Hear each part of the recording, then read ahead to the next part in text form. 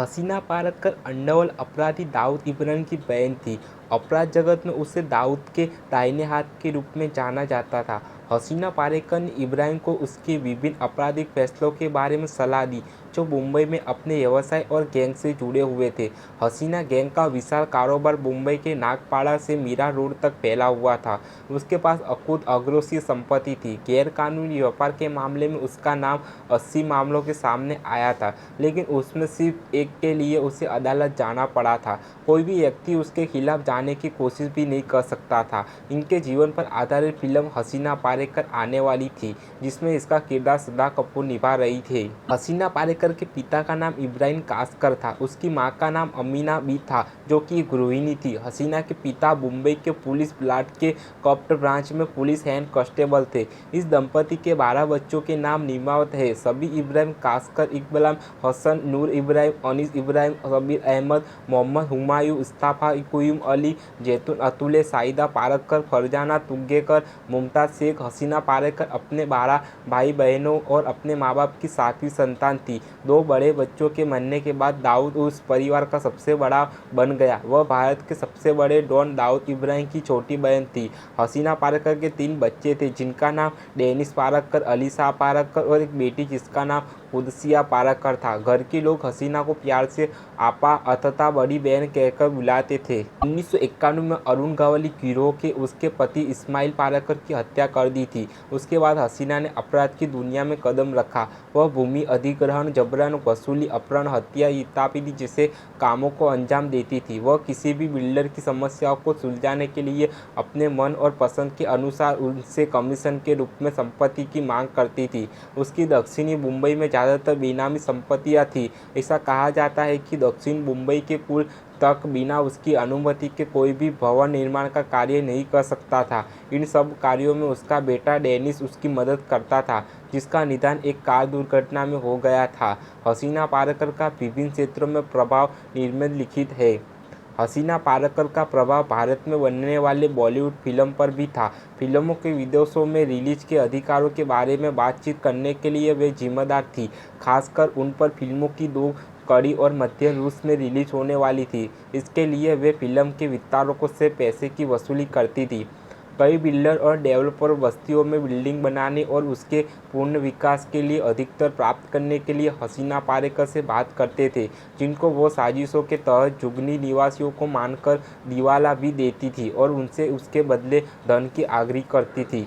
मुंबई के केवल संचालकों ने कार्य के क्षेत्रों के निदान के लिए आपा उप हसीना की मदद लेते थे। दाऊद इब्राहिम गिरोह के परिचालन के प्रमुख के रूप में अपने कार्यकाल के दौरान हसीना नागापाड़ को गॉर्डन हाउस इमारत की पहली मंजिल पर रहती थी। उसके गोर और घर की सुरक्षा कई गुगे लंगे रहते थे। उसका घर मुंबई के स्थानीय पुलिस स्टेशन के विपरीत ही था। 5 अप्रैल 1997 को हसीना का पासपोर्ट नंबर ए जारी किया था, जो कि 6 अप्रैल 2007 का वैध था। 1998 में हसीना उसी पासपोर्ट पर हज की यात्रा के लिए गई थी। 1993 के मुंबई बम विस्फोट के बाद वह उसी पासपोर्ट पर कई बार दुबई भी भागी गई थी। 14 फरवरी 2005 को मुंबई क्राइम ब्रांच के उसके पासपोर्ट खोने का मामला आया था। उसके बाद उसने डुप्लीकेट पासपोर्ट की प्रति के लिए आवेदन भी किया था, जिसके बाद उसे पासपोर्ट से वंचित कर दिया गया था। इसके लिए उसके वकील श्याम केसवानी ने क्षेत्रीय पासपोर्ट अधिकारी को कारण बताने के लिए भी कहा था, लेकिन उसके बाद ने उसे मामले की चर्चा बंद हो गई थी। हसीना पारकर व्यक्तिगत जीवन में हमेशा अपने कार्य और जीवन शैली की वजह से चर्चा में रही है। 6 जुलाई 2014 को सीने में दर्द की शिकायत होने पर दक्षिण मुंबई के हबीबा अस्पताल में इन्हें भर्ती कराया गया, जिसके बाद उसी दिन उसकी हृदय गति रुक जाने से मौत हो गई। उस वक्त रामरंजन के पवित्र महीने की उपवास कर रही थी, साथ ही वो उस वक्त बीमार भी थी। अचानक से उल्टियाँ शुरू होने पर उन्हें अस्पताल ले जाया गया था, जहां से 2.45 मिनट पर उसके मरने की खबर फैली थी। हसीना 55 साल की उम्र में ही दुनिया से चल बसी। 2016 में अपूर्व लेखिका ने हसीना पारेकर जीवन पर आधारित एक भारतीय फिल्म बनाने की घोषणा की, जिसका नाम हसीना क्वीन ऑफ मुंबई था, किंतु इस फिल्म का अब नाम हसीना पारेकर ही है।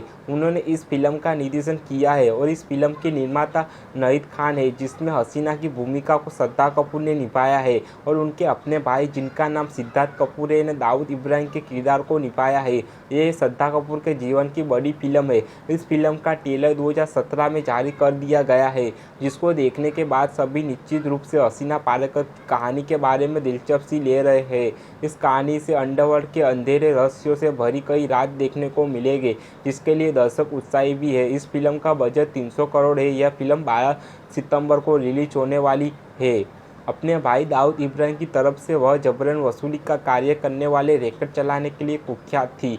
2008 में हसीना पारेकर के ऊपर एक जबरन वसूली का मामला दर्ज हुआ था, जिसको एक real estate broker Vinod Alwani ने लगाया था, जिसमें उसने कहा था कि पारेकर उसके सहयोगियों ने उसे करोड़ रुपए की मांग की थी और नहीं देने पर गंभीर परिणाम भुगतान की धमकी दी गई। इस मामले में हसीना को अग्रिम जमानत मिल गई थी। रियल एस्टेट रेगुलेशन एक्ट की मुख्य बातें यह है।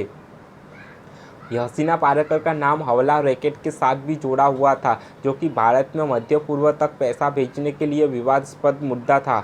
हसीना पारेकर अंडरवर्ल्ड डॉन दाऊद इब्राहिम की छोटी बहन थी। हसीना पारेकर के 3 बच्चे हैं, दानिश पारेकर, अलीशा पारेकर और कुदासिया पारेकर। हसीना पारेकर के बड़े बेटे दानिश की 2006 में सड़क दुर्घटना में मौत हो गई थी। हसीना पारेकर की 6 जुलाई 2014 को हुई थी मौत। इन पर बॉलीवुड में बनी फिल्म, जिस पर श्रद्धा कपूर ने निभाया है रोल।